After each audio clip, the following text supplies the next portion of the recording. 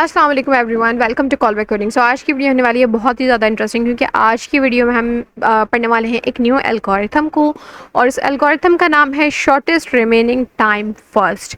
हमने अपने दो एल्गोरिथम ऑलरेडी डिस्कस कर लिए हैं। पहले हमने डिस्कस किया वीडियो 12 में फर्स्ट कम फर्स्ट सर्व को, देन वीडियो 13 में हमने डिस्कस किया शॉर्टेस्ट जॉब फर्स्ट को, और आज ये तीसरा एल्गोरिथम है जो कि हम डिस्कस करने वाले हैं।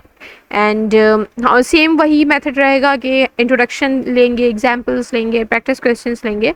तो चलिए शुरू करते हैं। तो सबसे पहले मैं आप लोगों को बता दूं कि शॉर्टेस्ट रिमेनिंग टाइम फर्स्ट जो है ना, वो प्री एम्प्टिव वर्जन है शॉर्टेस्ट जॉब फर्स्ट का। शॉर्टेस्ट जॉब फर्स्ट जो हमने अपनी लास्ट वीडियो में डिस्कस किया था, लेकिन उसमें हमने देखा था कि यार वो नॉन प्री एम्प्टिव था। उसमें ऐसा नहीं था कि एक प्रोसेस चल रहा है और उसको हमने फोर्सफुली बीच में से रोक दिया, ऐसा नहीं था। एक बार चल गया तो चल गया। यहाँ पे बस सेम ही सारी सिचुएशन है, बस ये है कि ये प्री एम्प्टिव हो जाएगा। और अच्छे से समझ में आएगा जब हम इसको एग्जाम्पल से समझेंगे। क्वेश्चन भी मैंने सेम लिया है ताकि हमें अंडरस्टैंडिंग में थोड़ी आसानी हो। वन मोर थिंग मैं आप लोगों को बता दूं, अगर आप लोगों को लग रहा है कि मैंने यहाँ पे प्रॉस एंड कॉन्स वाली चीज़ स्किप कर दी है, तो ऐसा नहीं है। मैं अपनी लास्ट 2 वीडियोस में भी ये बात बता चुकी हूँ। एक बार और आप लोगों को बता देती हूँ कि जैसे ही हमारी एल्गोरिथम्स वाली वीडियोज़ कवर हो जाएंगी, उसके बाद मैं एक वीडियो बनाऊँगी जिसमें ऑल टुगेदर सारे एल्गोरिथम्स की एडवांटेजेस एंड डिसएडवांटेजेस पे हम बात करेंगे। एनीवेज, बिना देरी के स्टार्ट करते हैं हम अपनी प्रॉब्लम को। ओके, तो सिचुएशन कुछ ऐसी है। ये हमारे पास 4 प्रोसेस आ गए, इनके अराइवल टाइम्स आ गए, इनके बर्स्ट टाइम आ गए। सेम क्वेश्चन है जो हमने अपनी लास्ट वीडियो में देखा था, लेकिन यहाँ पे कहानी थोड़ी डिफरेंट है। सबसे पहले नंबर लाइन उठा ली, उसमें चारों प्रोसेस रख दिए कि ये कब कब आए हैं। P1 आया 0 पे, P2 आया 1 पे, P3 आया 2 पे और P4 आया 3 पे। इनके अराइवल टाइम के अकॉर्डिंगली इन सबको डाल दिया मैंने नंबर लाइन पे। अब जाहिर है सबसे पहले P1 आया है तो P1 एग्जीक्यूट होगा। हमने अपने लास्ट एल्गोरिथम में भी यही किया था शॉर्टेज ऑफ फर्स्ट में, लेकिन इसमें कहानी थोड़ी डिफरेंट है। हम ऐसा नहीं करेंगे कि मैंने 8 सेकंड्स के लिए इसको पूरा चला दिया, नहीं, इस बार ऐसा नहीं होगा। इस बार हम स्टेप बाय स्टेप चलेंगे। मैंने 0 से 1 तक मैं लेके आई P1 को, और मैं यहाँ रुक गई। रुकने का रीज़न ये था कि यार अब मेरे पास P2 भी आ चुका है। अब मुझे देखना पड़ेगा कि शॉर्टेस्ट बर्स्ट टाइम किसका है, उसके बाद मैं डिसाइड करूँगी P1 और P2 में। तो मैंने कहा सही है, अब मेरे पास 2 प्रोसेसेस हैं और इनके बर्स्ट टाइम की बात करें तो ये 8 से 7 हो गया, क्योंकि ये एक स्टेप चल चुका है। तो मेरे पास शॉर्टेस्ट रिमेनिंग बर्स्ट टाइम इसका 7 है, और यहाँ पे इसका बर्स्ट टाइम जो है वो 4 है। इन दोनों में से शॉर्टेस्ट कौन सा है? जाहिर है कि 4 है। तो मैंने कहा इसका मतलब कि भाई P2 चलेगा। P1 को यहीं रोक दिया, P2 को चला दिया। P2 को एक स्टेप आगे लेके गए, फिर रोकना पड़ा। क्यों रोकना पड़ा भाई? P3 आ गया है अब। ठीक है, P3 आ गया तो मेरे पास ये 3 प्रोसेस है, और इसका भी एक स्टेप मैंने कम कर दिया क्योंकि ये एक स्टेप चल चुका है। अब शॉर्टेस्ट बर्स्ट टाइम इन तीनों में से देखें तो शॉर्टेस्ट बर्स्ट टाइम P2 का है।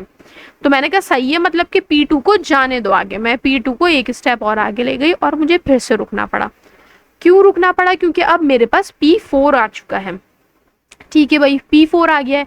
अब इन सब के बर्स्ट टाइम देखिए। अच्छा, मैं साथ साथ बर्स्ट टाइम में से एक एक जो यूनिट है वो कम करती जा रही हूँ, क्योंकि जाहिर है जब वो एक स्टेप आगे बढ़ा है तो मैं एक यूनिट यहाँ से कम करूँगी, मैं उसको सेम कंसिडर नहीं करूँगी। तो इस चीज़ को आपने बिल्कुल माइंड में रखना है। अब इन चारों में से देखें तो शॉर्टेस्ट बर्स्ट टाइम अभी भी P2 का है, तो मैंने कहा यार चलो 2 सेकेंड्स अब हम इसको चला सकते हैं। तो मैंने 2 सेकेंड्स इसको चलाया और ये 5 पे आके जो है वो कंप्लीट हो गया। मैंने कहा कंप्लीशन टाइम इसका 5 हो गया है। टर्न अराउंड टाइम के लिए सेम वही फॉर्मूला यूज करेंगे कि completion time minus arrival time. Waiting time के लिए सेम फॉर्मूला है, turn around time minus burst time. Burst time इसका क्या था? इनिशियली 4 था, तो 4 माइनस 4 0। और अगर मैं वापस से इस लाइन को देखूँ ना, तो मुझे दिख भी रहा है कि P2 ने वेट किया ही नहीं है। P2 यहाँ से आया था और ये चलना शुरू हुआ और ये चल के कंप्लीट हुआ है, तो P2 ने तो वेट किया ही नहीं है, इसलिए भी इसका वेटिंग टाइम 0 है। नेक्स्ट प्रोसेस की बात करें, इन सब में से शॉर्टेस्ट बर्स्ट टाइम किसका है? अब शॉर्टेस्ट बर्स्ट टाइम है P4 का। तो तो मैंने कहा अब मैं P4 को पूरा चला देती हूँ, अब मुझे रुकने की ज़रूरत नहीं है क्योंकि बीच में कोई और प्रोसेस आ नहीं रहा, रास्ते में सारे आ चुके हैं ऑलरेडी। अब डिसाइडेड है कि P4 चलेगा 5 सेकेंड्स। P4 को मैंने यहाँ से स्टार्ट किया, ये 1 सेकेंड चला, मैंने 1 स्टेप, या आप लोगों को समझाने के लिए मैंने 1 स्टेप कम किया है, और फिर देन मैंने उसको 5 स्टेप्स इसके पूरे चला दिए, और ये इसका कंप्लीशन टाइम हो गया, टर्न अराउंड टाइम हो गया और वेटिंग टाइम हो गया। सेम वही मेथड से हमने लिख लिया है। अब देखेंगे तो नेक्स्ट हमारे पास P1 चलेगा क्योंकि इसका बर्स्ट टाइम कम है, तो मैंने इसके बाद P1 को चला दिया और P1 का completion time, turn around time और वेटिंग टाइम मैंने निकाल लिया। अच्छा, ये मैं इस तरीके से क्यों बता रही हूँ क्योंकि इसको हम लोग बहुत डिटेल में पढ़ चुके थे जब हम फर्स्ट कम फर्स्ट सर्व को समझ रहे थे, जब हम शॉर्टेस्ट जॉब फर्स्ट पे वर्क कर रहे थे, तो मैंने ये बहुत डिटेल में आप लोगों को समझा दिया। तो आई डोंट वांट कि अब मैं इसकी कैलकुलेशंस में ज़्यादा टाइम लगाऊँ। अगर आपको कैलकुलेशंस में कोई मसला है तो आप मेरी वो वीडियोज़ देखना, आपका ये मसला भी दूर हो जाएगा। अब मेरे पास लास्ट प्रोसेस है दैट इज़ P3 और ये 9 स्टेप्स चलेगा, इसको मैंने चला दिया और 26 पे आके ये भी कंप्लीट हो गया। सेम वही मेथड यूज़ करेंगे, एवरेज कैलकुलेट करेंगे, मैंने एवरेज टाइम्स कैलकुलेट कर लिए हैं। और अब बात कर लेते हैं प्रैक्टिस क्वेश्चन के ऊपर। ये आप लोगों का प्रैक्टिस क्वेश्चन है जो आप लोगों ने खुद से सॉल्व करना है किसी की हेल्प लिए बगैर, और मुझे कमेंट सेक्शन में अपना आंसर लाजमी बताना है कि आपका आंसर क्या आ रहा है, कंप्लीशन टाइम क्या आ रहा है, टर्न अराउंड टाइम क्या आ रहा है, वेटिंग टाइम क्या आ रहा है। आपस में आप लोग भी अपने आंसर्स को मैच कर सकते हैं, और अगर कोई इशू आता है तो वो भी आप लोग मुझसे कमेंट सेक्शन में पूछ सकते हैं। I will surely help you इंशाल्लाह। अच्छा, आप लोगों की ईज़ के लिए मैं एक काम ये कर देती हूँ कि मैं एवरेज टाइम कैलकुलेट करके दे देती हूँ कि यार आप लोग एटलीस्ट जब अपनी वैल्यूज़ फाइंड आउट करो तो उसका एवरेज निकाल के आंसर को वेरीफाई कर लो कि यार आपका आंसर सही आया है या नहीं आया है। तो उसके लिए ये आप लोगों को मैंने यहाँ पे आंसर्स दे दिए हैं। Okay guys, so that was it for the video. If you guys have any query, ask me in the comment section, and don't forget to like, share and subscribe to my channel Callback Coding.